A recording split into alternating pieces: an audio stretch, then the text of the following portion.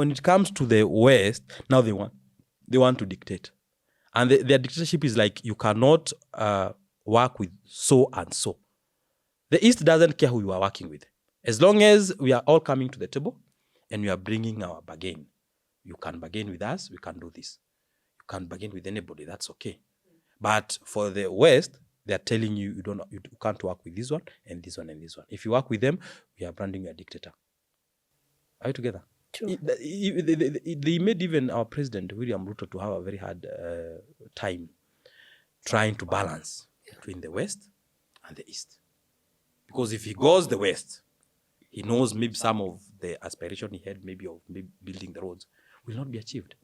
If he go to the East, he might be called a dictator and he will be taken out. So it will become very hard.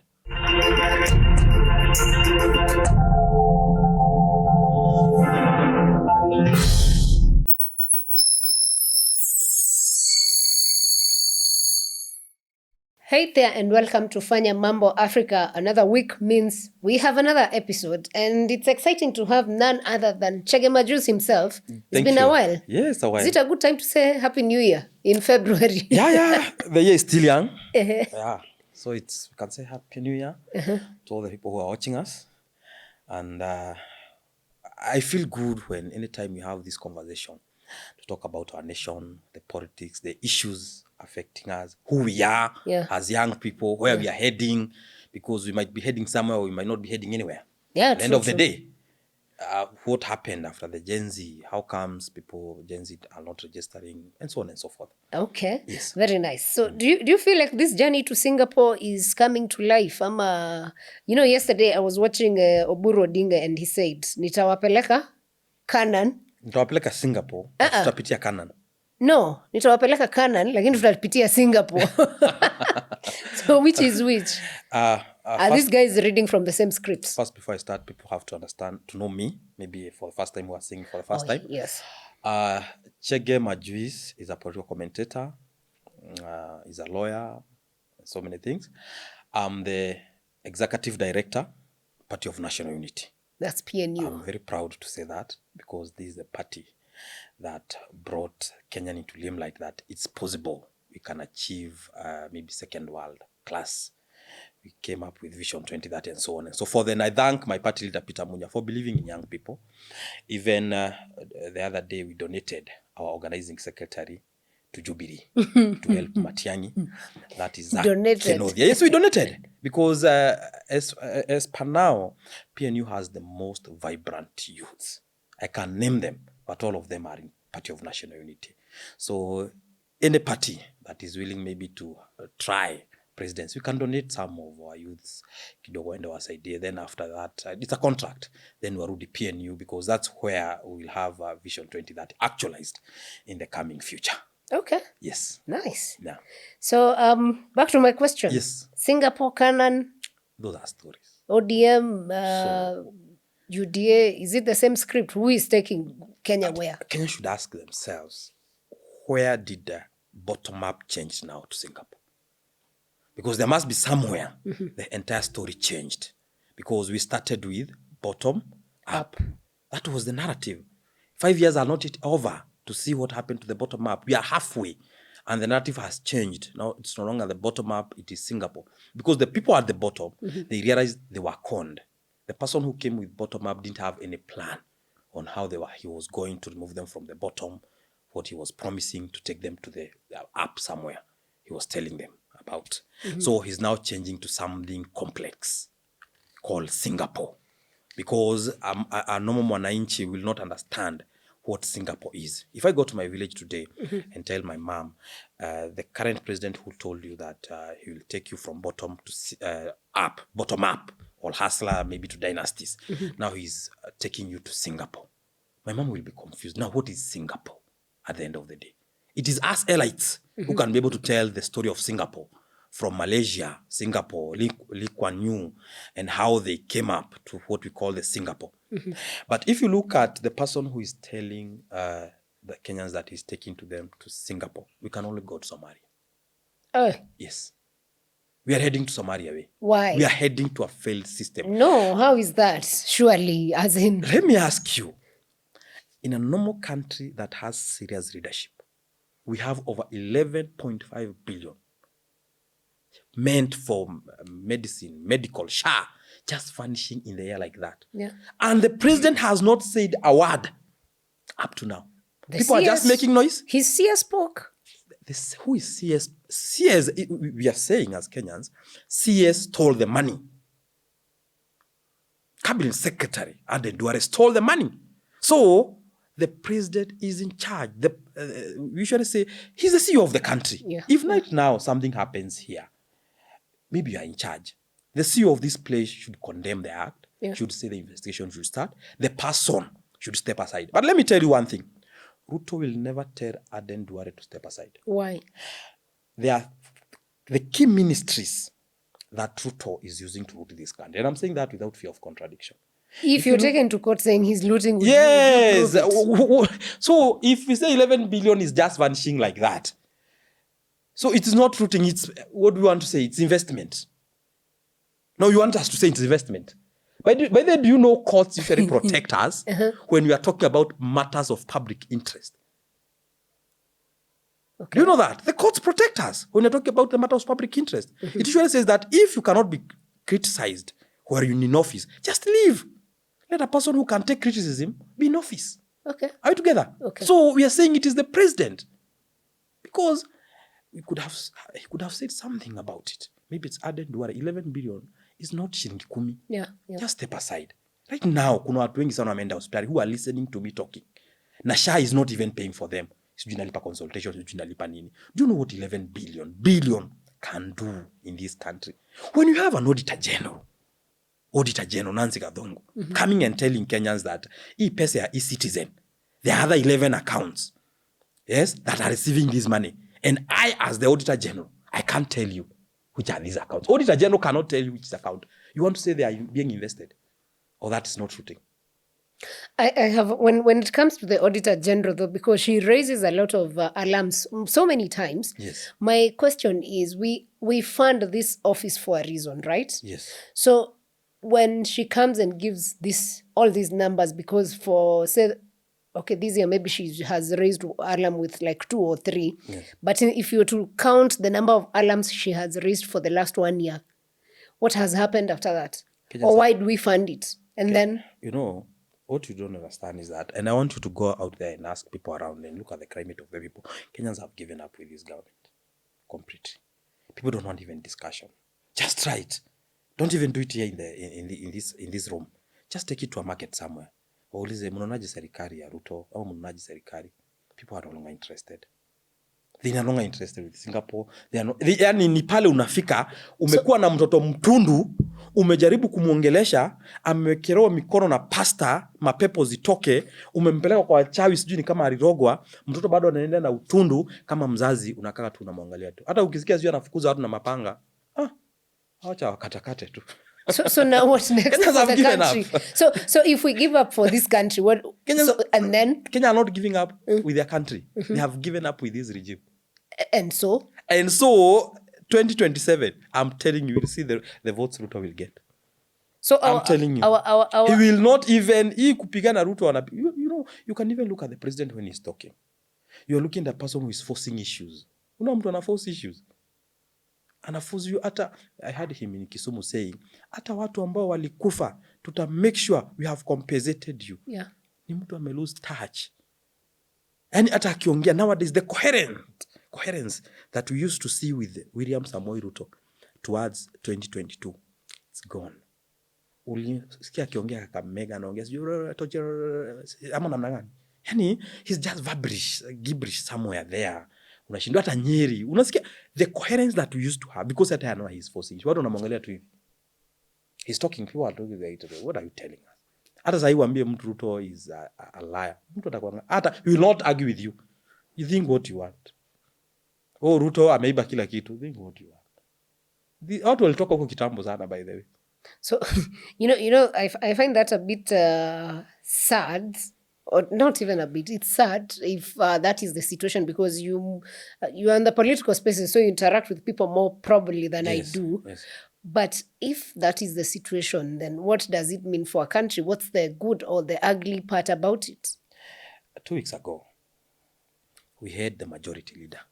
Is it 2 weeks or 2 weeks ago? Majority leader Chege Majuice saying in record that they have the most incompetent PS Yes. for education. Yes. Kazi yake ni kukaa Nairobi na kukula mandazi. That was actually last week. Last week. Yes. And that's the majority leader, a supporter of this government to the core. He's telling Kenyans like that.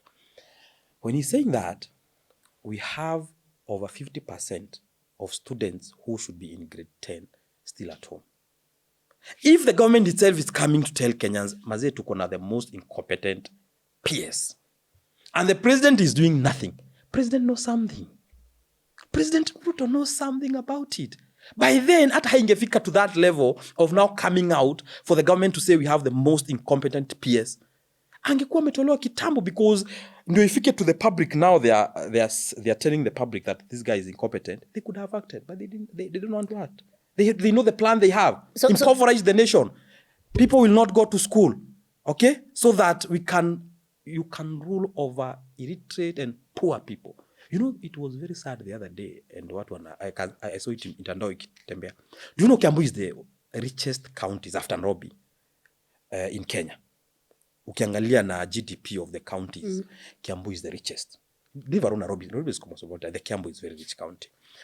Lakini juzi, una imagine wamama wazee, old women, wanaanza kuokota mchere kwa vumbi. Yeah, I saw that. That was a very sad. Unaona old women wanaokota mchele kwa vumbi. You just look at it and maybe that's your mother. You know, afadhali muokote vitu kama nini, marenge, viazi kwa vumbi, that is okay. But mchele, those small particles of mchele mnaanza kuokota kwa vumbi, sijui muende muoshe ama mtoe mchanga aje. Yani mpaka mama wazee sasa nowadays wanaanza kukumbuka the chemistry they did in school of separating particles to survive in Kenya. Wow.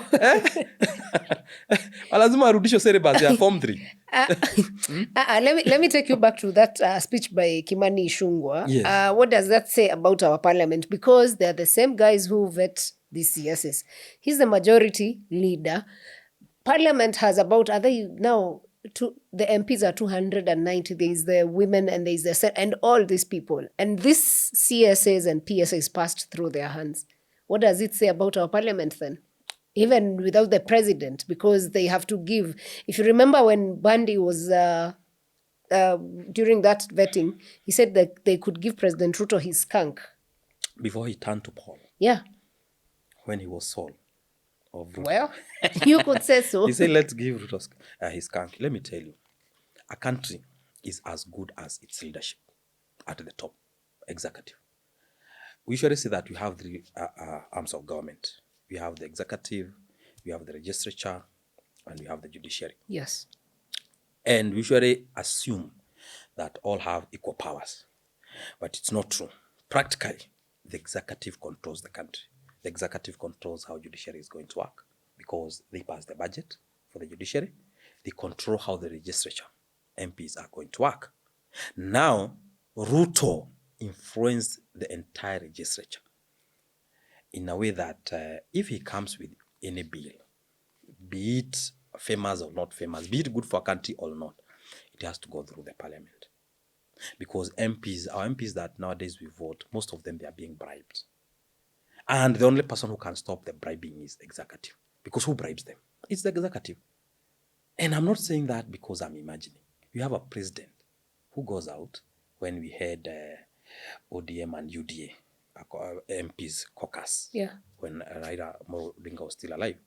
And Ruto went ahead and said, did you receive the bribes that I had sent to you? Mulipata 10 million. Nilikuwa nimepeana, mupitishe hii agenda, mupitishe hii bill. You have paraphrased his statement, though. No, yes, he said that. Mulipata. In fact, I asked them that. Mulipata, iliwafikia. He's the one who is doing that. You know, let the parliament do their job. If the bill is not okay, let them watch waiangushe. Go to wananchi, tell them we had this one, but imeanguka. What do we do? If we had a proper parliament, it is proper. It's a whole 290 plus the 47. You want to tell me those people can be controlled by one person? It is proper parliament. Yes, they are. Unacheza na pesa. You are joking with money. Sahi nikupe 1 billion, uone ukicontrol your entire village. Ama 2 billion, You will control the entire village, including the chief. The chief will be reporting to you. And you are not the PS or you are not even So they're the DC. after money. It's after money. And then And the person who can only stop it is the executive. But they know executive cannot stop it because, even parliaments, wanajua vile anakula. Like barabara ya wapi, it will be given to a person. There's this guy who was used to impeach Gachagua. Yes. Mutuse. After there were squambles that there were some tenders he was promised after moving the motion of impeachment that he was not given. He was looking for somebody sijui alikuwa anataka kumrukisha those tenders and so on and so forth. Unaona?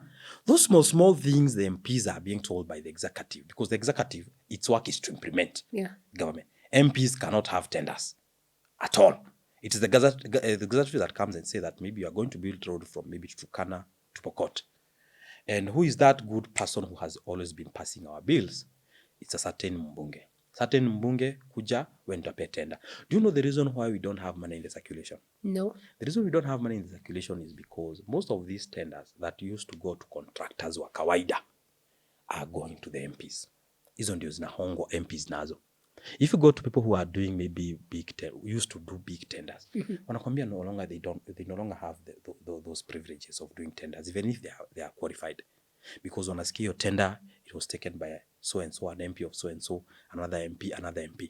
The money is in politicians' hands, is with politicians. Watu wa kawaida hakuna mtu akona pesa. So okay. So when this money gets to politicians, yes, what are they doing with it? Because I want to imagine money should be circulating either way. No, you see, most of this, unajua, if you ask people who live in Dubai, and these are not rumors, they're telling you most of our politicians have even bought apartments in Dubai. So they're investing somewhere They're investing somewhere else. Because if they invest in Kenya, people will start saying, oh, that flat and that one, they belong to so and so. Where did they get the money? You see, people will start auditing that guy. The other day, umeingia ukiwa a very simple MP, it's a first term. All this money umepata wapi? With the aim, if he does not come back as an MP 2027, now he will go and redeem the investment out here and come back now as a billionaire to control the politics again. Now he'll be going around and telling people, I told you, you didn't vote me back. Look at the person you voted. He's an idiot. I was better off. And he was not better off. They were just being managed by the regime that was there, kupotenda kidogo, and so on and so forth. Most of these politicians, in fact, I will not be surprised, maybe by next year, we'll have a lot of choppers in our skies. Most of these MPs and senators who are going for serious seats, they have serious money. Serious money. Hii 100,000 that mtu wa kawaida huko nje huwa apewa anaanza biashara. Hiyo ni nowadays pesa ya politician anakuambia sikunywe chai because of the money. Speaking of the money, just the other day, it's called the Public Accounts Committee has been doing a lot of their work the last 2 weeks. We've seen the Embu governor being grilled. We've seen the Mandera one. And key highlight for both. Number one, Embu, there was 10 million that was spent on boda that was supposed to put up what Moses Kuri used to call industrial parks. That didn't happen, but mobilization of boda has happened. Yesterday, the governor of Bungoma was being accused of having utilized 3.9 million to set up a Christmas tree. Yes. 3.9 Christmas tree. I don't know what tree they were doing. The worst was the Mandera governor spending 55.9 billion on seedlings. Yes. No, they will. In fact, they have not taken all of them. Wengine wamehongana. Most of the governors, they have already bribed maybe the MPs and the MCAs so that they don't go to Senate to be grilled or the issues don't go to public. You see, I don't understand, but this question has to be revisited. Did we, devolution, is it working for our country? That's my question. That question Kenyans have to ask themselves. Because as per now, where I sit, my own opinion, we thought devolution was the best thing that happened to this country. Yeah. But we are coming to realize devolution is not working for Kenyans. Devolution, itaweka hii country kwa shimo yenye hatutaijitoa. And I'm saying that because last year, maybe late last year, I happened to be a panelist in one of the leading television in the country, and I was with former deputy governor of Northeastern region. I will not say the exact county. And I was with the aspiring MP who vied last time, but he's also aspiring of that region. And after we went for the break, I asked them, how comes you people don't develop your region?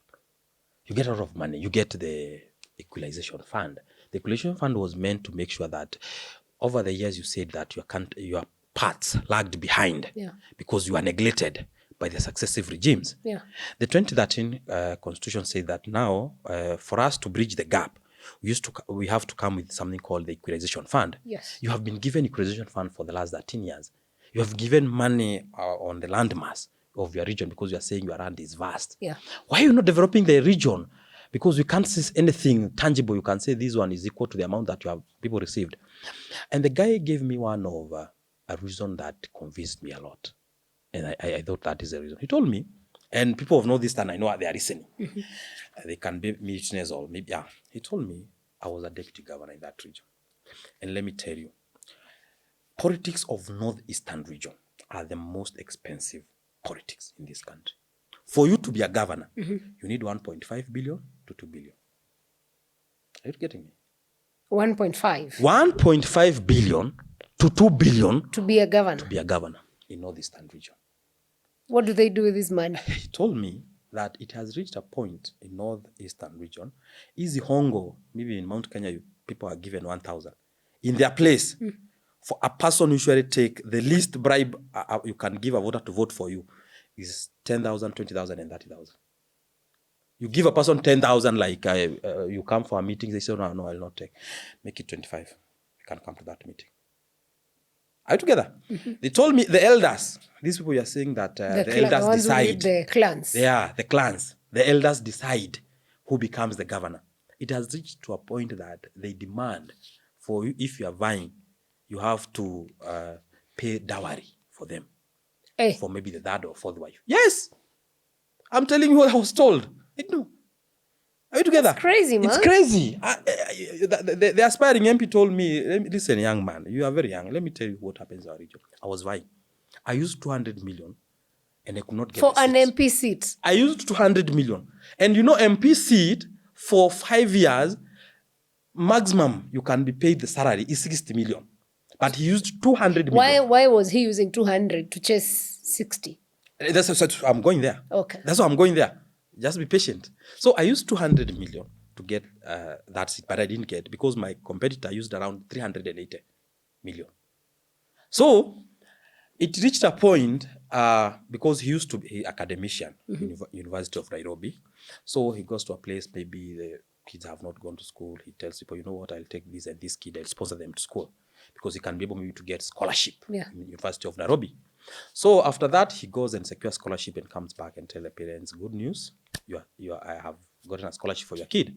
The parents tells them, no, my kids cannot go to University of Nairobi. You will go to Strathmore. So what we want you to do, just go and bring the money for Strathmore. You don't worry. They are not interested with taking the kid to school. They're interested with the money. Bring the 500,000. We'll sort ourselves. Do you understand? So politics in that region has become so expensive. So the governor and that guy told me, if any person secures the seat in that region, the first thing they do is to recoup all the investment. And how do they recoup the investment? They will come to Nairobi and build flats. The South Sea. Yes, they will build. I asked them, you are people who are building flats. They say, yes. That region, people milk you. Na unaisha kabisa. You get me? So you have asked a question. Why will a person use 200 million to secure a seat that maybe can pay you maximum salary, 60 million? Yeah. That's what I'm telling you about. You can see CEOs in Kenya, CEO who is getting 3 million, going to politics to get 800,000 because of those tenders. Because we are reaching a point in this country that there's nothing else that is working except two things: politics and church. So you either become a pastor. You become a pastor or a politician, ama uzame. We are reaching to that point in our country whereby a pastor anaacha biashara, anaacha kila kitu, anaingia siasa. Because that's the only thing that is working. Because ukiingia siasa, you can be able to control those tenders. Those tenders nowadays, kitambo, people used to tell people, go and look at the newspaper if there are any jobs that have been advertised.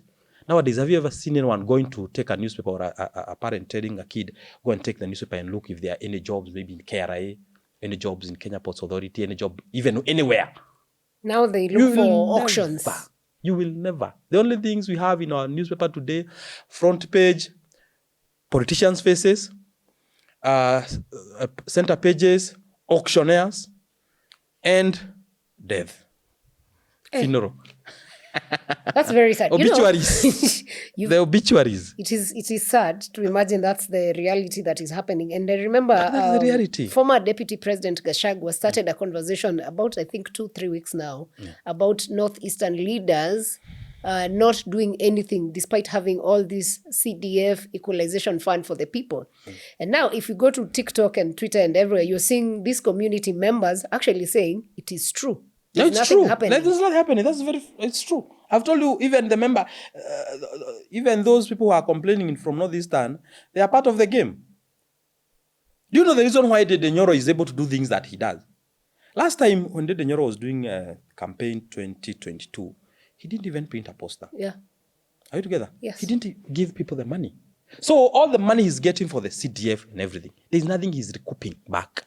So he's using all the money back to the people. But imagine Chege Majuice, because I want to vie for Senator Nakuru. Yeah. Then you go to Nakuru and people milk you dry, and maybe you go to your friends, you can help me here, 3 million, 4 million. If you go to office, those people want their investment back. Which whatever you do, they don't care, because there's no free money.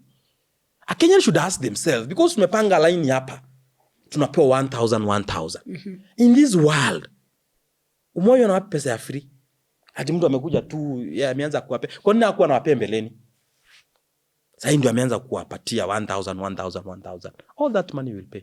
Either you will pay with the future of your children, even with the lives of your loved ones, because they will go to hospital na hakutakuwa dawa na huyo mtu atakufa. So decide. Let me ask you now that you've brought us to that point. Let me put normal Kenyans understanding or relating, getting where this corruption money and service delivery or failure of it is coming from. And how do we bridge that gap then as people who understand? You see, I was talking to some men from Othaya. I was with the United Opposition, by the way, last weekend. Sunday, we went to Getuge and Othaya. And I went there and talked to some old men about how Kibaki used to win election in that area, knowing Kibaki is not an insider, he doesn't talk with vigor. Yeah. How comes you people are voting Kibaki back? They said one thing, nobody can even remember a time Kibaki gave them a bribe or even 100 shillings. Like, you people, you will vote me. Yeah. Not even a day. Kibaki never used to give even a coin. It's either you vote him because he's a leader, ama mkae. And they used to vote him. Because after that, if you go to Othaya, by the way, Othaya is very developed. Maji, kwa mifereji, kuna kuaga huko barabara. And all of them, they have a touch of Kibaki. All of them, they have a touch of Kibaki. You will feel indebted in your heart if people voted you because they believed in you. But when you go to that seat knowing wangenimaliza, imebaki tu kidogo hivi, I go to the grave. You'll deal with them after getting the money. That's what mnapigia Muhesh. Muhesh cannot receive your calls. Akijuaga nyinyi, you people did not vote him. He bought all of you. And that's what Ruto is doing. Do you know Ruto used money, real money, towards 2022? And that's what he's recouping. People are saying, oh, anaiba sana. Anaiba nini? Hiyo pesa mlikula. Mulikuwa mnaenda kupanga line huko Kirinyaga. You know, there's a moment Kirinyaga walikula Ruto mpaka akapotea. Kirinyaga County. Pesa. Because anytime he went to Kirinyaga for campaigns, kila mtu mnyangapi? 500. Kila mtu 500. Until it reached a point, this election, kila mtu ataisha sasa. Because people like, wewe tuachie. So Ruto, what he's doing now, they are recouping the money they invested. All of them. They have to recoup the money. And just wait, sasa ile pesa tena ataanza nayo. But my question still goes back. Do we understand what that means when we do not have service? You see, like children not joining grade 10. Do we understand what it is not having capitation because money was used to bribe you, but then your kid cannot go to school or get health services. You know the problem with this cycle is that instead of coming from the cycle, poverty is being entrenched in our country to a point that I know it's bad. Nimetoka pale barabara. I know it's bad. That politician is coming with 1,000, and I know after he gets into office, he will recoup the money. How he will recoup the money? Maybe he will sell land belonging to a school, or he will corrupt SHA funds and something like that.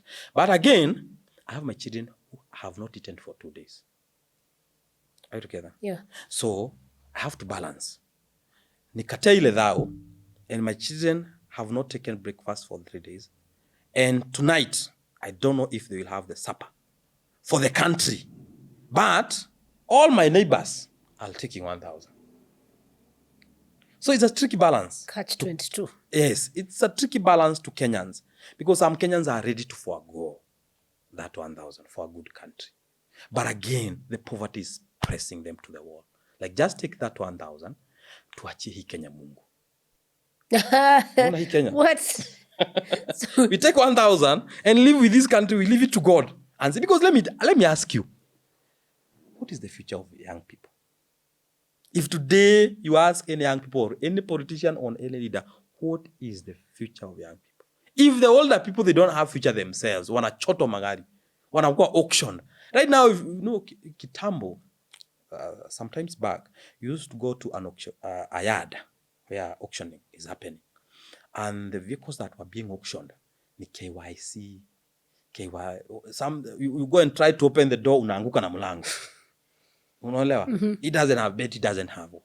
But now go to an auctioneering yard. KDA, KDD, KDP. You saw the lady in Nakuru? Yeah. You saw he was not pretending. It was coming from the heart. Those are the people who are saying, God, I want to rest. Do you know how many Kenyans right now who want to rest? Who want to rest? And resting doesn't mean utafute pahali iko na kivuri. Hatuchukue soda ya Fanta na queen cake. Urest. No, it's like, God, I'm so tired. I have tried this business. It has failed. I have these. I have loans. I want to rest. Some of people, the reason they are just fighting and keep going is because of their children. But most of the people, they want to rest. Some people are not even taking alcohol, even pastors. Notice they are taking. Unaona hata wakorino wamejaa club siku hizi. Wakorino jameni. Wakorino wamejaa club siku hizi because they also want to rest. Okay. Economy is becoming hard. Let me tell you one thing. The other day we had issues in Uganda. And people are saying, kwani watu wa Uganda wanakaaje? Why don't they go to the streets and remove who? And remove Museveni. Museveni cannot try such things in Kenya. Kenya, we are so awake. It's a democratic country. We know our rights. Let me tell you, the Ugandans will never go to the street because they have food. Are we together? Yeah. Because they have what we don't have. And that is the road to a country developing. You have food. You don't care about food. You have all the food around you. In Kenya, it's yani Kenya kufunga macho na kufungua hivi, umelala njaa. Yeah, as we speak, there's even drought. Yes. Drought alarming that is coming. Yeah, it's actually on because I think when I was watching that Senate Accounts Committee, and this governor was speaking of having planted the seedlings along the river. And when he was questioned on what seedlings or the harvest, nothing to show for it. So even if a governor is to steal back, you are a farmer to an extent. How many seedlings? What is the harvest that you can have for having invested 55.9 billion? No, that was rooting. Seedlings. There was nothing like seedlings. I have told you they have to come with way of rooting to recoup the money they invested. Otherwise, that governor will never survive because before he gets that seat, a lot of people invested in him. And wewe ukiingia, because there's no free money. Sada will not come here, then next day you are giving me 10,000, like you are a good person. That's a lie. You have to tell me why you give me 10,000. Yes. Maybe you yourself knows, I know where this guy is heading. And after he's there, I will want my 10,000 with interest. Of course. That's what is happening. Okay. Yeah. Do you feel like the government is starting to feel that the citizens have been suffering, especially payslip holders also, and that's why they are working towards a reduction of pay from 30% to 25%? That's for people earning above 30K and what is it called? Exemption for people below 30,000. No. Is it a step towards No. finding a It balance? is they are trying to mitigate the coming drought. They're trying to mitigate. Things will be tough, eh? If we, God has been, let's say, God have been gracious with Ruto's regime, because for the last 3 years, we have had continuous rain, so we had bumper harvest, and instead of Ruto thanking God, he said nilirudisha unga chini. Sasa hii ni kiangazi na let's see how God in private. let's how you will deal with that. Are we together? So the government is trying to mitigate the effects of this crowd. Because it's not like they are saying that they did a blunder or something. Because if they did a blunder, they should remove even those housing and SHA from people's payslip. Because the reason most of these businesses are going down, because maybe I was paid 100,000. I had done my calculation, this amount will go to the mortgage, this will go to the school fees, this will go to what? Maybe the amount that was remaining there that I didn't know much to do was 10,000. That 10,000 is what I was using when I go on the road. I find a good coffee, I just wear and tell your trader maybe 500 shilling. I go on the road, oh, that's a very good shoe for my kid, I can buy it, or something like that. Yeah. The 10,000 was wiped from their payslip by SHA and affordable. So this guy has to restructure his priorities again. So I have to do away with all these spending of around the month, kofia, nini, kukula mutura pale, kanyama. I have to do away with those things. And that's why those businesses are suffering. A person who is getting 30,000, surely, even if utoe at you reduce, what are you reducing? What are you reducing? These people can hardly survive. 30,000 in this country now, you can hardly survive. You pay mtu 30,000 by date 5, akona madeni ya fuliza. Yes, they can't survive. So the government is doing that to mitigate in case the drought comes, these people can be able to survive. Because if the drought persists, nakwambia even one term, Ruto should thank God if he finishes his one term. Watu watamtoa huko mbio. Because let me tell you, the drought is going to be there. It is there. It is going on. Let me tell you, right now we are saying it's going to be there. We still have some reserves. Are you together? We still have some reserves. Bado jahit. Because there is no way Kenyans can be seeing you working with money. These people working with money, you are giving them money, you are giving them money, and they are going hungry. And this is their country. Article 1 of the Constitution. People are sovereign. They can do whatever they want with their country. You see? Yeah. So there's no way you as a president, unaishi juu ya gari. Sometimes even President Ruto should sit down and ask himself, what is the problem? Why was he campaigning to be president in the first place? Because huwezi kuwa leo uko sijui Murang'a na nyota, sijui uko Nyeri na nyota, and you are giving people handouts of 22,000. And they are telling us, oh, don't, those are humble beginnings, don't despise humble beginnings. We are not despising humble beginnings. We are just saying, get your facts and priority right. We are telling us about humble beginnings because you have given a person 22,000. But there is a kid whose future you are destroying because he cannot join grade 10 and he will never join. So what humble beginnings? Get your priorities right. First start with education. The government is there to do what I cannot be able to do. Yeah. Are we together? Yes. So I don't know if you understand even the government itself, because it seems like I understand it more than him. Because you cannot be able to come up with an education structure for your kid or a health scheme for your kid or something like that. It's very expensive. So the government is there to do what I cannot be able to do. Number one is education. People cannot be able to employ teachers in their homes. Yeah. They don't have the infrastructure. People cannot have hospitals in their homes. The government, that's what government should start with. Are we together? Telling me that unanisaidia kuanza biashara, leave it to me. Just create a conducive environment where I can be able to get opportunities. The business are working. That one I'll be able to do. So for Nyota, since they're actually targeting Form 4 leavers mostly, who have not transitioned to any form of higher education, when you look at it and the numbers they are targeting, do you feel it's going to have an impact on the economy and in terms of unemployment crisis? None. Why? When he was coming with the Hustler Fund, we told him this was a white elephant, and it was a way of frauding Kenyans. Right? To date, nobody can tell you the exact amount that was invested in Hustler Fund. Yeah. Nobody. They usually take you in circles. oh, the auditors, oh, they were what, oh, they were what, they were what. But we are talking about close to 30 to 50 billions. 30 to 50 billion that was just lost like that.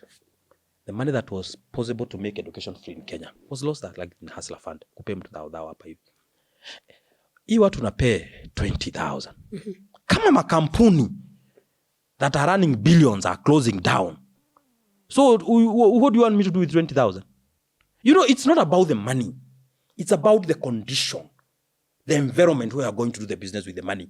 The lady you saw in Nakuru crying, he was trying to break down the amount of money he used in that restaurant. Hii nilitumia 150, hizi milango nilijiekea, hizi mameza, everything. And it was coming like something like 400 if you do the calculation, 300. But he was saying, just give me 150,000. I want to go and rest. Are we together? Yes. It's not about the money. We are not despising the humble beginning. What we are saying, the environment out there cannot favor a person starting with 20,000. In fact, that person already, whenever you're given 20,000, first you pay mkopo ya simu. Most of them wako na mikopo. Hizi simu ni ya mikopo. You pay mikopo ya simu, unaisha unabaki na 5,000 or 6,000. Otherwise, if it was possible to start business with 20,000, I know you have your relatives here, maybe who have been telling you, Sarah, help me, I want to start a business. If you yourself, you are convinced 20,000 can be able to start a business in the economy we are right now, you could have empowered them. You could have said, okay, my cousin have been suffering. Let him give me 20,000 and see what they can do. The environment is the problem. We are not despising our beginning. But our president cannot see that. Because our president does not think about the next generation. He only thinks about the next election. That's why from the time he went into office until now, the guy ako juu ya gari. I'm sure today he will be somewhere. Kama hayuko barabara juu ya gari, ako State House, ameita watu amejaa circles. Mbwekse sijui. Yani ya president ndio anashinda kwa gari akisema wakudumu watadumu. You know, you're making it sound like a joke, but ati wakudumu watadumu. You should be in office coming up with policies. Like, what do we do? Like, the first thing president could have done, instead of calling the public committee, this account committee, you could have called the education committee. These things the majority leader is talking about in hotels, that we have the most cruelest PS. That is something they could have discussed in the education committee. Yeah. And they're saying now, because we have understood our problem, we have the most cruelest PS in our education system, and we have so many Kenyans who are qualified, let us remove him and put it as a part of. But they cannot do that because this guy already, they have been eating together. Kumtoa hapo ni struggle. Because yeye ndio anajua the way they are eating hii pesa ya shule yote. So do you think parliamentary committees are effective either? Hakuna, they are not effective. Because if they are effective, right now, the parliamentary committee for education, they could have called the PS and they say, what majority leader is a very powerful person. Yes. He's a very powerful person. So we cannot take his words lightly, that he was just saying for the sake of it. This is the person knows now we really have a problem in the education sector. So the the education committee, by now, they could have called the PS education. What is going on? Why have children not gone to school? Because that is the priority of our country. If you cannot empower a generation like those ones who are going to grade 10, then we will not have a country when their time comes. The president gave a directive that all these kids should join the high schools with uniform or without. And as of yesterday, I think the CS was saying they have so far about 97% transition. And you believe them? I would need to find out. I wouldn't say I believe him 100% because I have seen principals complaining. You know, it's like going up pale kwa barabara. You find all those people are jobless. Right now I go with a microphone and say, nimesema mkule wote. I'm in charge of this area. Nimesema people are like, tunakula nini?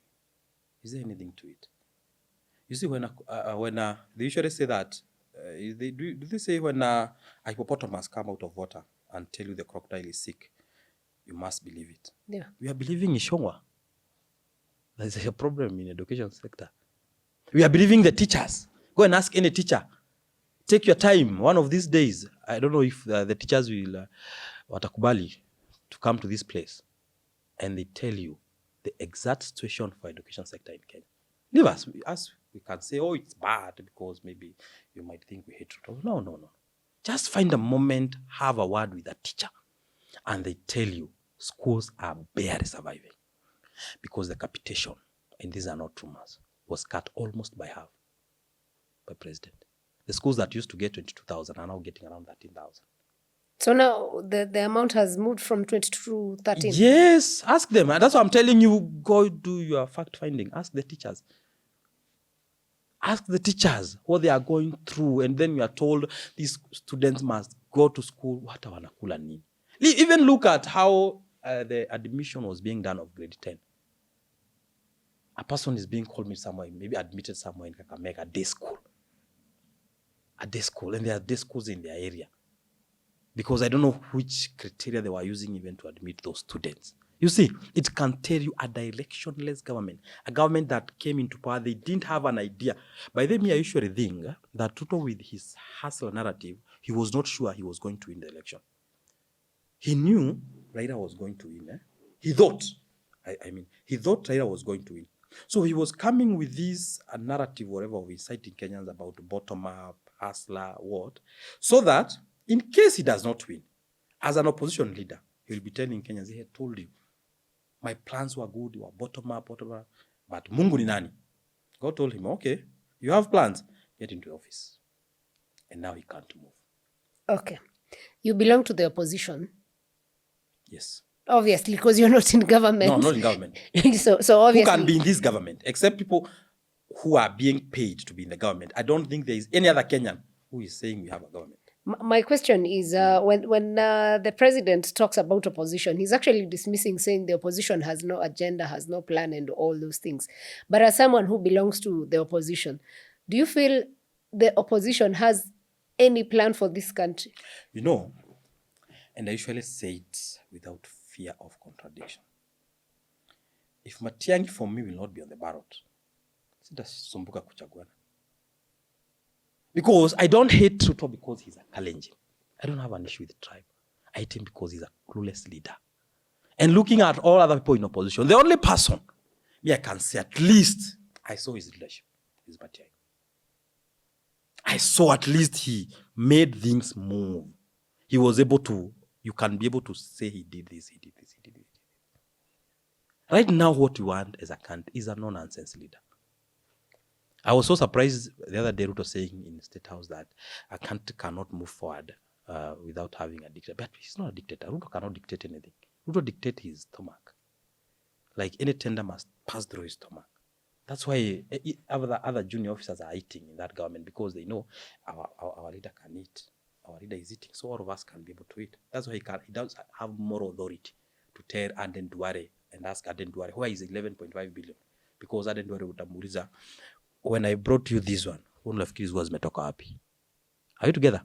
So the united opposition that I am in, we are not there just to replace William Samoei Ruto. What are you there to do? We are there to make sure that we have the right person on that seat. Like a person who will come and say, I want this thing done, and it will be done. Hii mambo ya democracy mingi, me I support democracy. But it's a democracy watu wanakufa kwa hospitali. Like a pregnant woman, not a pregnant, a person who wants maybe to get a baby, let me use that word, go to the hospital and the husband goes out there to buy some things for the baby. And when they're coming back, they're being told, the doctors are there feigning that they're sad. Oh, you're sorry. The baby and the mother have died. Why? Then they go to bury someone and the pastor is there with a very big book. Mungu amefanya kupenda kwake. Kuna nyumba mingi huko juu na Mungu anachukuaga wale wazuri. You wonder, kwani Mungu harvest in Africa alone? You know, it's very hard in those developed countries to have maternal deaths. Maternal deaths. Yeah. It's almost zero. In my neighbor Nakuru, my neighbor where I used to know a girl, I used to be a teacher after Form 4. Maybe after you have passed, you become a teacher of a local school there. I used to teach one of a girl who was a very bright girl. Then I went back home one of the days and I was told, you know, the girl you are teaching just died.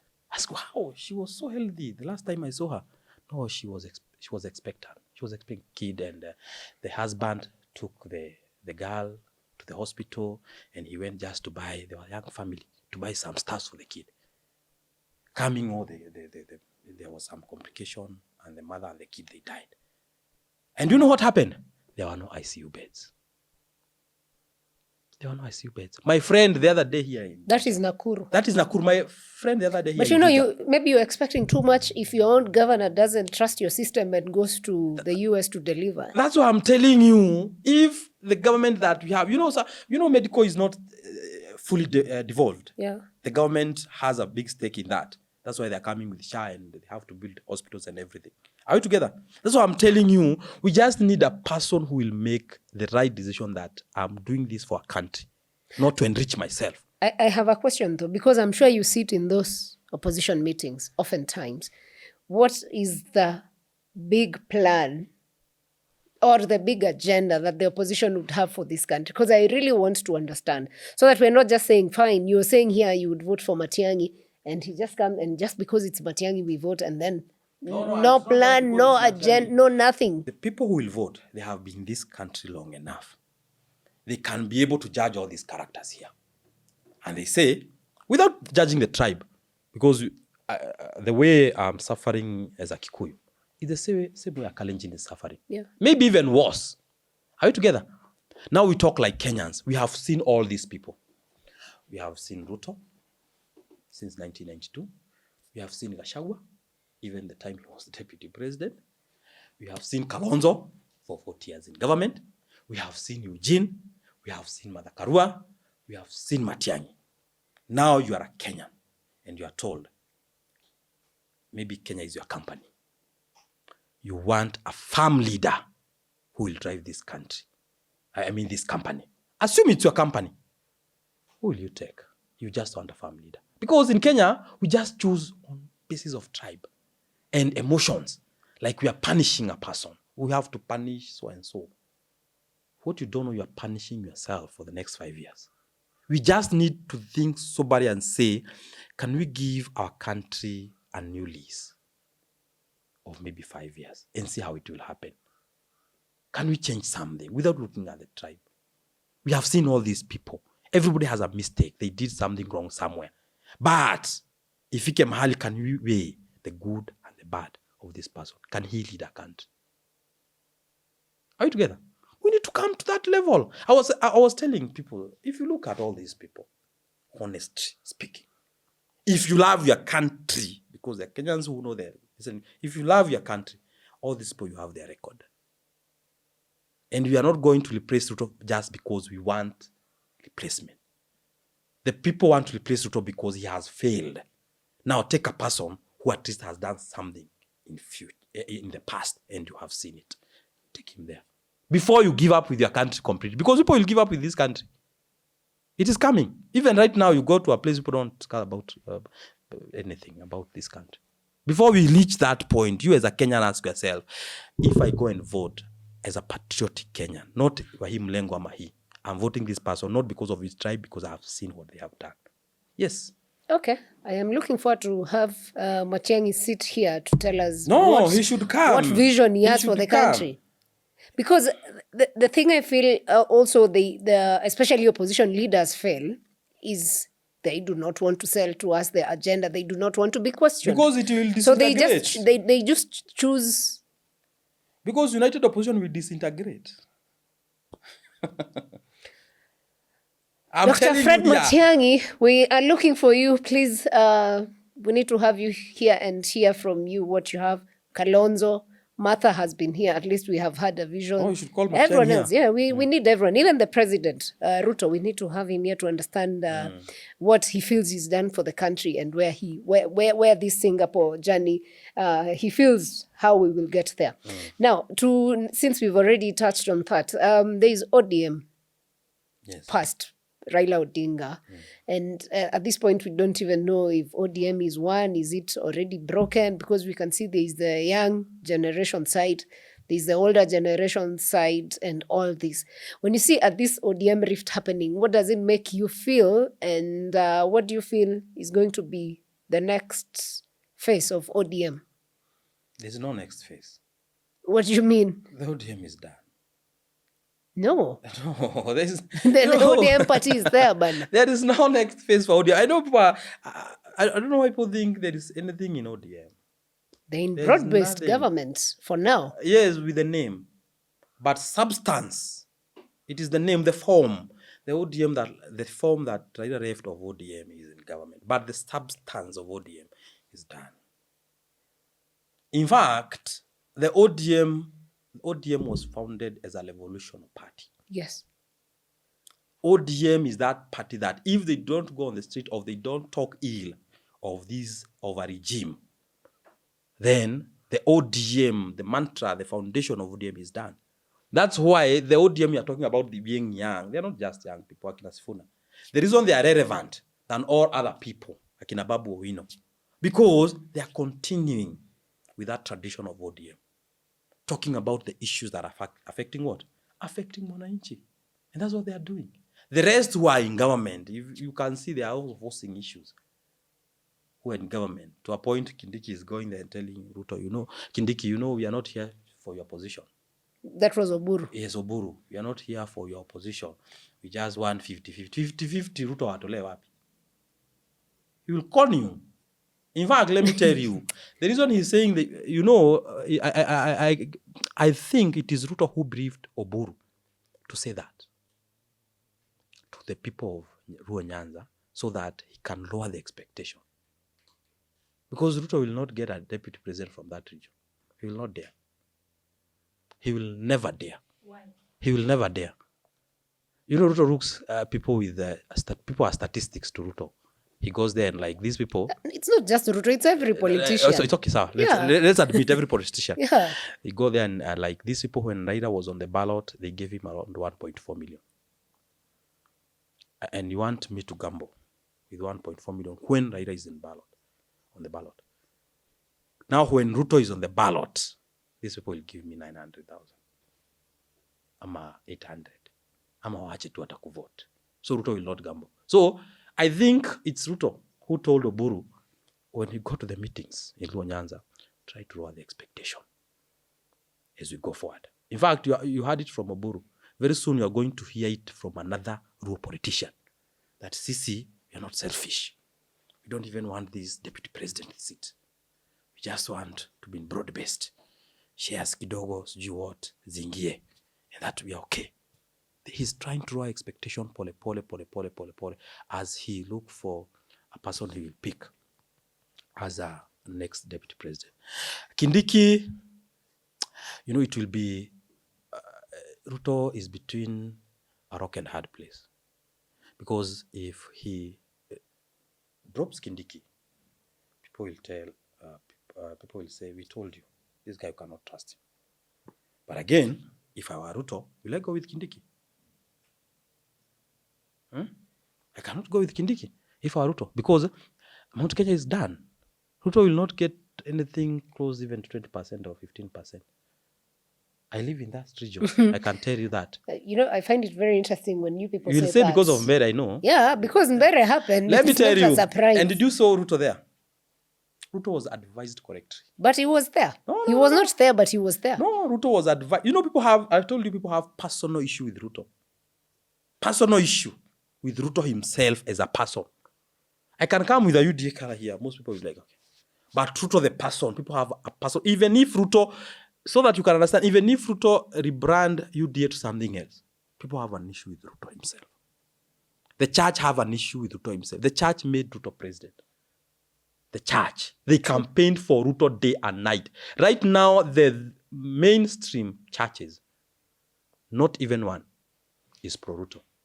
They are condemning him. The other day I saw a bishop somewhere saying, we are looking at you, Ashirika. If you will vote a person who butchered your children. That's a bishop saying that. Kwa madhabahu, in the altar.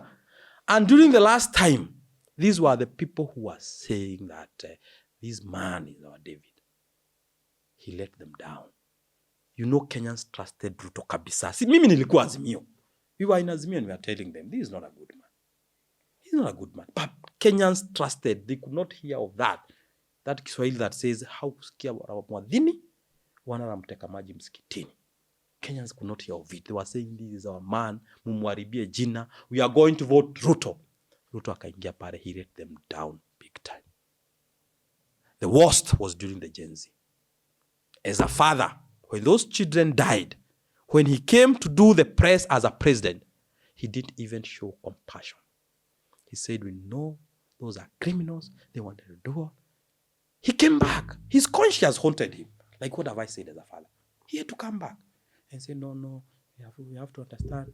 Because you can't do that. People have died, children have died, and they did die because they were criminals. They're just tired of staying home. They're just tired. They can see their life being wasted. I was in my first degree I did 10 years ago, Bachelor of Commerce.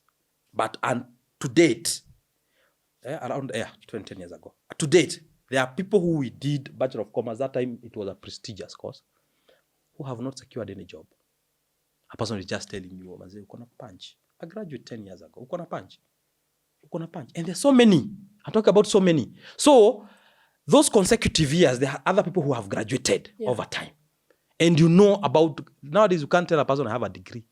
The other day we had education minister releasing the KCSE results. Ile kufurahia at a person because a person has gotten an A or an A minor. It's no longer there. You got an A, you got a D. Kwenda huko na mambo zako wende sumbuke huko. That's very, that situation worries me a lot. It is hard. Right now, a person cannot come and tell you I got an A and you are like, I can see your future is bright. You are sure 4 years down the line, you will see him in TikTok saying, I was among the best candidates in the country. Videos are really sad. You honestly. have seen them. Yeah. I was on saying go to the paper 2005. I was the top student. I saw there's one Mama Mboga. Yes. Lady. I was a top student, but now I'm here. Now that was a top student. Just now imagine all the others. I'm not saying they are doing bad, but it's statistics, sampling, you can be able to tell that person was top student, even the teachers, the society, the hope they had, the family, the hope they had with that. Nowadays, ile nyumbani atu wazazi walikuwa nakuja, you have to work hard in school. It's no longer there. Work hard, work less hard, don't work. Really sad to be discussing that, but it's the reality. It's the reality of our country. But let me take you back to a bit of politics before we go to that part of education, because there is one more question about education. But it's about what do you feel is the future of these younger kina Sifuna, Caleb, Amisi, kina Babu Owino, this younger generation of ODM? I will approach that question two-pronged. And two-pronged in that, it will depend. The promising Sifuna you are seeing now might be a Sifuna that you might hate or you hate forever in coming years, or might be a person you love for coming years. Sometimes what happens with young politicians is that you try to change the way things are done. You push so hard to try to change things are done. And the more you push, the more you realize things are not changing. Are you together? Things are not changing. And you realize some of the people, maybe you are fighting with them so that you can change how things are done. In fact, they have been voted out in coming election. You understand? You realize we have been fighting with these guys to change the system. We change our country. Kenyans have voted them out because it's a possibility. It happens in this country. This country, they don't usually look at good leaders or bad leaders. We're just there, we will vote a person who is giving us hongo. In some areas I know, nowadays people hang around the fence during election time. And they are there you can see I have not voted. They show you the hand, I have not voted. But I'm an eligible voter. But I'm voting a person who will give me something. Give me 200, I go and vote. You understand? Yeah. So those leaders, sometimes in Kenya, they don't have a chance. So that's why I'm telling you, I'm approaching this question too wrong because they might have or they may not have a future. You can't come here and say with certainty that these people have a future. We had the other day, Gadoni Amushomba. Yeah. Gadoni was a lion. Let's talk the truth. People are talking the right. People are saying Gadoni have trouser. Gadoni should wear trouser now. On all the MPs in Mount Kenya, they should wear skirts. He's the only man in the parliament. She could go to parliament and say no to finance bill. And the Parliament will stop and listen to her. And after that, he's in the media the entire night. I said no to the finance bill. We have a Adoni is there crying after impeachment of Gachagua. Yeah? Right, Gadoni is being thrown all kind of words. Gadoni cannot even. I don't know. He's just, you talk with Gadoni, I will sue you. She's telling you, I'll sue you. Because of insults from Kenyans. She's suing everybody. Because Kenyans have insulted her to nothing. In fact, I don't think even she will be able to retain her seat. A person who was like, I can vie for president. Now I'm telling you, in this country, for a politician, even if you are a good or a bad person, I don't know how to put it, by the way. It needs a philosophical kind of description. Research. So that you can be able to understand how it happens. So is it so? Maybe maybe Kenyans become entitled to your thinking as a politician. This in the case of let's say like Gadoni, we were very entitled to her being in opposition. So we own her and we kill her independent thinking. But they killed her being in opposition. Gadoni joined the government because she was nowhere to run. In fact, she's going to the government as a reject. Nobody called her to the government. She can't even order anyone in that government. Like telling president, I've come to support you. No. You can even look at her. She's like, you people have pushed me to this corner. Just because somebody, Kimani Ichung'wah, said somewhere, Gadoni is my friend. And sometimes we compare notes. She tells me what goes on in opposition. I tell her what goes in the government. And that came after they had very bad, whatever, throwing words to each other, calling many words in Kikuyus. Gadoni and Ichung'wah. But isn't it what people ought to understand politics is? That Do you they cannot understand? We as Kenyans have to come to a point where we understand whether people are in opposition or in government. These people are the same. They talk. There was a time, Kasamuel, when we had Maandamano, I had a photo with, I don't know, Osoro. Is it Osoro? Yes. And he was like, one Msariti. Right now, you see right now, we are talking here. And I don't own this place, I cannot own it. Yeah. It's your space. And you host everybody. You host those in position, those in government. Yeah. And maybe after this show, the next person who is coming, maybe it's Ichung'wah. And then I'm just walking out of the door and Ichung'wah tells me, oh, Majuice, you are here. And person captures that photo and puts it in Mitandao. Ni Musariti. Why was he shaking Ichung'wah's hand? They don't care. And it's like that. Your politics just end like that. Kenyans don't want to know, my friend.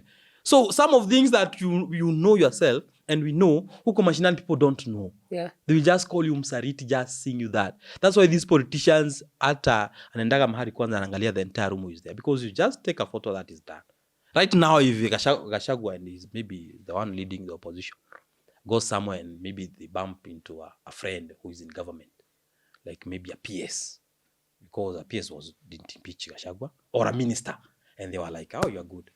Ametumiwa ametumiwa PS na Ruto. Alikuwa anapeleka pesa. Unaona? So but that tells you how Kenyans have lost trust in politics. No, they have. That should tell you they have lost trust. They don't know what to trust anymore. Very and that comes space. because of course, even poverty. If you mix poverty and distrust, that person becomes terrible. Okay. Yeah. Now, a bit when the last time you sat here, sometimes early last year, and you're not the only one, yes, there was a lot of admiration for Ibrahim Traore across Africa and his panafricanism way of leading and the way he's moving Burkina Faso. But now, last week, he banned all political parties' operations in Burkina Faso. What does that make you feel? Or what do you think led him to that decision? You see, if I'm going to comment on that, I first to understand why he came up with that decision. Because he didn't just wake up.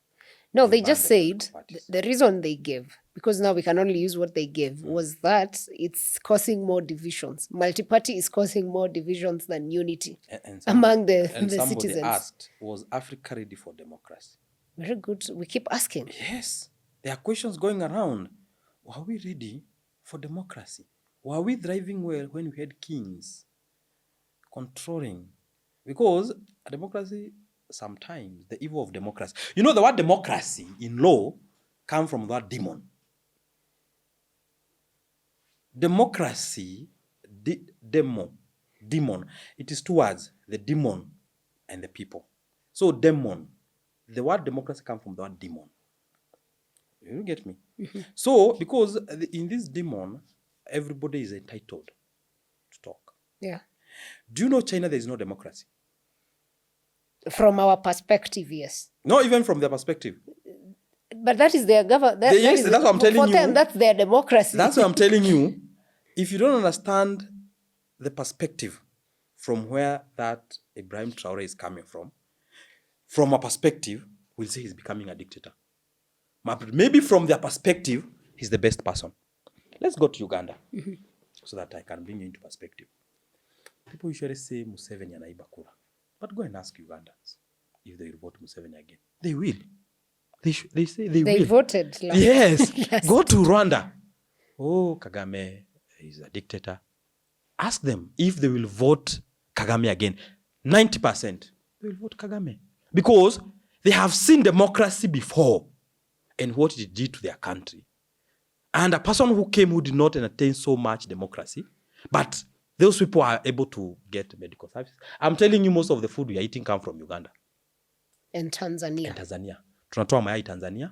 Uganda, there is no one who can sleep hungry. And that's why Kenyans are wondering what is happening in Uganda. These people cannot go to the street. They don't have time to go to the street because nimeshiba. People go to the street because they can't even be able, they're hungry. Most of the reason they go to the street because they're so hungry. You get? In Uganda, they have seen maybe Museveni coming and maybe they came from an era of rebels in the forest.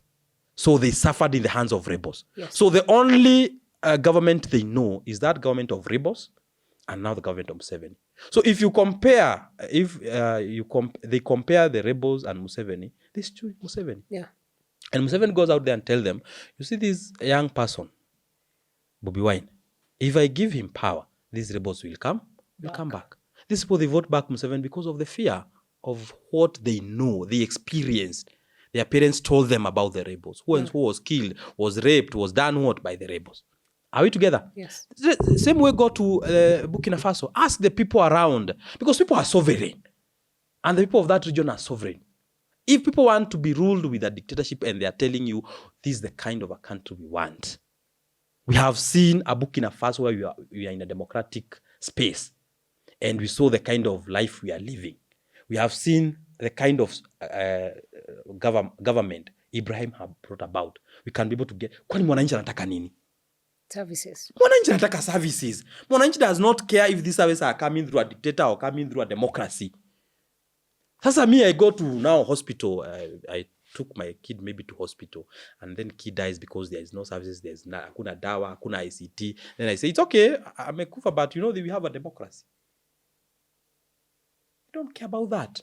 And that's why in China, it's a hybrid of democracy and dictatorship. Yeah.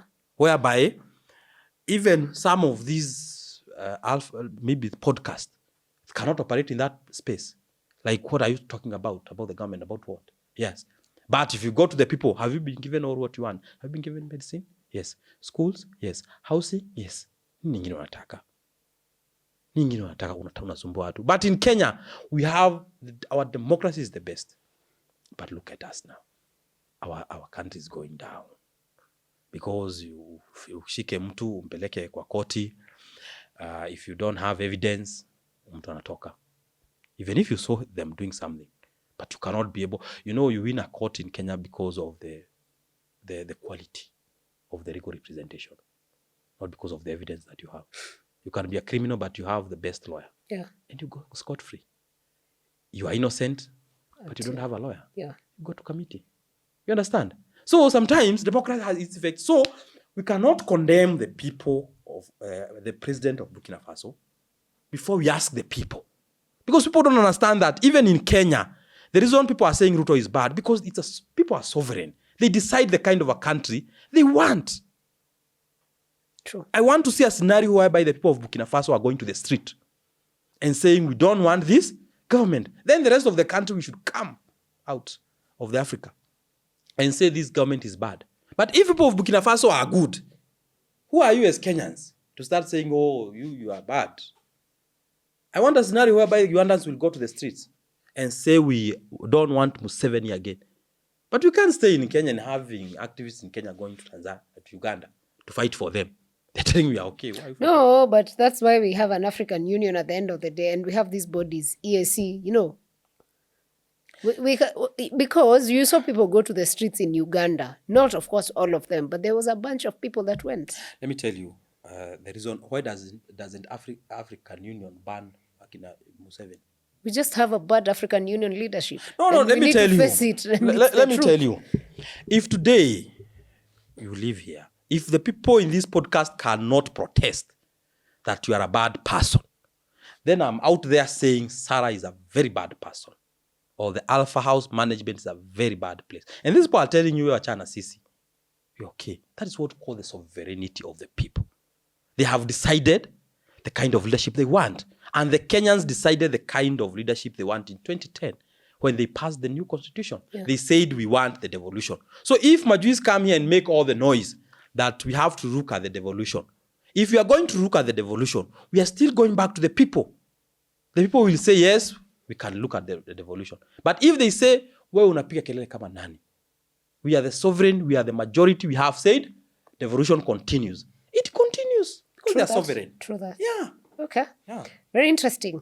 The other thing, I don't know if you're aware that the US is sending their African Bureau representative to Mali for negotiations with the country because, you know, they had cut relationships, especially with even Burkina Faso and Niger because they are ruled by juntas. And of course, the US believes in democracy, which we have been discussing. But now they're sending their representative to Mali to rediscuss and relook at the diplomatic relations. Why do you think that has happened, that the US has decided to relook at how they relate with these countries and not just cut them? Because it is not an issue of how they are relating. It is the war with China. Mm-hmm. You know, this geopolitics, you know, people might think, US have decided to look at the relationship with Mali, with Burkina Faso. That guy you are told in Burkina Faso is becoming a dictator. If he told the lines what the US want, he'll be a very good person. He'll be a very good person if he told the lines. But if he told the lines with maybe the East, the China, that guy will be branded a dictator. And he will go down like Gaddafi. You know, we had a very good country. That's why I'm very cautious, extremely cautious, when you have a conversation of this country is going the dictatorial way coming from Western countries. We had a very good country called Libya. Libya people were eating, medicals was good, but we had some issues happen at Pale.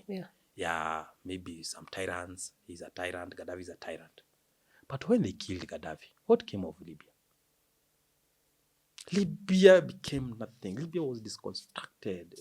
A country that was giving other Africans fund and loans, was even funding AU, became like a scarecrow of a country. Yeah. Because we were told Muammar Gaddafi is a dictator, and he was taken out by those Western countries. You understand? Yeah. So we have to look at why are they saying Nani is a dictator now, this guy from Burkina Faso? And why after starting the conversation of a dictator and pushing it to the main media, now they're coming with renegotiation? Why didn't we have renegotiation first, then branding? Why do you have to brand the person? After now, people are talking about him being a dictator. Now you introduce a renegotiation. We can't renegotiate. How are you renegotiating with a dictator? What are you negotiating with a dictator? If truly you are honest in your conversation. Because this is the war between the West and the East. Because the East will not come and dictate to Africans their priorities. US will. US they want from A to Z, they can dictate the entire country. The East comes, what are your priorities is the road. Then you can have a partnership. You know, the East come with partnership. Yeah. Let's have partnership. Let's partner. Let's build. You know, when Kibaki came, the reason, in fact, Kenya developed under Kibaki, when he came, he looked East. It is Kibaki who introduced East to Kenya. Yeah. The China. Hizi motorbike zote zilitoka China. All these things, and Kenya ikaanza kufunguka mobile phones and everything. Yeah, that time there was not even mobile phones. Got almost 100,000. Ikafunguka. You understand? But now, when it comes to the West, now they want to dictate. And their dictatorship is like, you cannot work with so and so. The East doesn't care who you are working with. As long as we are all coming to the table and we are bringing our bargain. You can bargain with us, we can do this.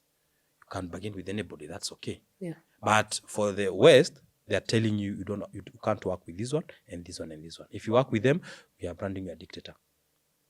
Are you together? True. They made even our president, William Ruto, to have a very hard time trying to balance between the West and the East. Because if he goes the West, he knows maybe some of the aspiration he had, maybe of building the roads, will not be achieved. If he go to the East, he might be called a dictator. And he will be taken out. So it will become very hard. Geopolitics as it is. Yes. All right. So this year, for everyone who sits here, they have to leave a question for the next guest. And before you leave your question, the question that was left by Dr. Barak Muluka is, are we comfortable with the education system that we have in Kenya? Are we giving value to our children? Are we just okay with it? From where you sit? From where I sit, 844 was not serving the purpose. It was becoming obsolete. The CBC is not serving the purpose. Why? Because it's being underfunded. The kind of education system we have now, the CBC, is a capital-intensive kind of education. It needs a lot of capital, even from the parents themselves. Because if you have a kid, you go today, remember CBC, go and print so and so, go and print do, go and buy what, go and buy what, go and buy what. It's becoming expensive even to the parents who don't have the money. Even to the teachers. We don't have the teachers. We don't have the infrastructure for the CBC. Hoping we might have a government that will prioritize education and do a lot of, maybe put a lot of capital and investment on education. For now, we cannot dismiss it entirely and say CBC is not working. Because we thought with CBC, the current government will invest more on education. But what we are getting from the education stakeholders is that even the capitation was almost cut by 70% by the regime. They're saying there is no money. So if you cut the 70% with a model that want capital intensive, how will it even operate? It will not operate. If the teachers are telling the truth, they can't come here because they are civil servants. They tell you the truth. This thing is not equipping students to be anything. That's why, if you look carefully, even Imam grade 10, teachers are saying that even this issue of ranking the school, it is just changed. We had national schools, we have county, extra county, blah, blah, and so on and so forth. It has changed to like grade 1 schools or something like that. There's a way. There's C1. C1, exactly. Something else. They have changed. The national became C1. Yeah. So it's the same thing that is being done, but they have changed from national, maybe to C1, and just like that. You understand? Yeah. So we may not dismiss it fully, but let's see if we can have a regime that value education, if it can work. So it can be fixed. It can be fixed. All right. I'm just saying it, yeah. That's very hopeful, and that's good to hear. So, I want you to leave a question for the next guest. My question for the next guest is where will the youths go? Where is the future of the youth generation if the older generations don't have future? Where? Okay. the older generation don't have future. So how will the youth have future? We can't see it. We are looking even to start a business. This people, it's collapsing. What will we do as a country? Okay. But I don't want to answer for him. He or she will answer. But I can tell you one thing. Until the day Kenya will prioritize agriculture. When we were growing up, we were told, ukulima ni uti wa mgongo wa taifa la Kenya. We don't have minerals. Kenyans are so lazy to come up with technology. No. We don't have technology. The only thing we have that God gave us are big rivers, good climate, good soil. Because in this country, we can farm everywhere. We can farm in Turkana. We have Takwe River. We can farm in Mandera. We have Akina River Tana, some of the biggest rivers passing through those regions. Why are we not prioritizing agriculture? Israel doesn't have all those. It produces agriculture. It's a desert. They don't have all what we have. As if we have a president who can prioritize agriculture, I'm telling you, our country can stand. Okay. Yes. Wow, that's very good to hear. And I will just remind you, we have actually minerals in Kenya. We do. The ones that just say that they're not well managed, but we actually have. That's why that's why we have a ministry. Is it of economic value? That's why I said that's a problem. That's a question of management. You can tell us Ikoromani we have a lot of gold. Watu wanashinda huko mchana mzima, wengine wanaziko huko kwa mitaro akifanya karai hivi. We can have minerals, but we have rumors that game parks were mapped where we have minerals or something like that. Until now it remains rumors, because you can't say with certainty that we have minerals. No. We have minerals. You are sure of that? Yes. Just last year in Embu, they found, was it cobalt or something? Is it of economic value? Converting it to economic value, I'm saying, is the question. But the minerals are there. Because now that means we need a system that sees the value of what exists. We have a lot of young people creating in the tech space, also doing a lot. So it's just the government being willing to convert this to economic value. If you tell me about minerals and you tell other Kenyans, they'll be like, are you sure of not? Because we had Kenyans who are hopeful of Ngamia 1 and Ngamia 2. At Kenya imepata mafuta. We are now an oil producing country. Ngamia 1, Ngamia 2. What happened of Ngamia 1 and Ngamia 2? Have you ever heard of it again? That's what I'm saying. The management is the question, but the existence is there. Ngamia 1 and Ngamia 2. So, they're still suffering. Anyway, very sad. I mean, it's a plot Turkana. Obviously. Prospecting. Yes. Customers. Yes. Speculative market. Yes, speculative. Or speculating. Very nice. Majuice, thank you so much for coming through. Asante. It's always a pleasure having you around, man. Thank Now you. usipotee sana. I'm around. Show up. Yes, I will. Anytime you call me, I'll be here. All right. Thank you so much. We hope you enjoyed yourself also. And I'll be Senator Nakuru. You have reminded them? Yeah. By the way, he's running for Senator Nakuru County come 2027. Yes. And he's a young person.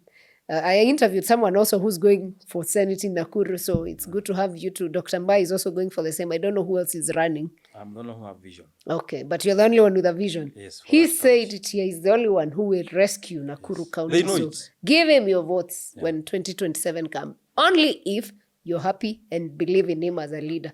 Mine is just to say it here, but I'm not in Nakuru. I'm not a resident. Neither am I a voter, but I wish you the very best with that. Thank you. And keep what you're doing, even on the TikTok space. I see you a lot. I follow your work, and I'm sure a lot of these people do. Yeah. To you who's been watching this episode, thank you so much for watching. We will catch you on Friday on the next episode. And as always, remember to be kind to one another.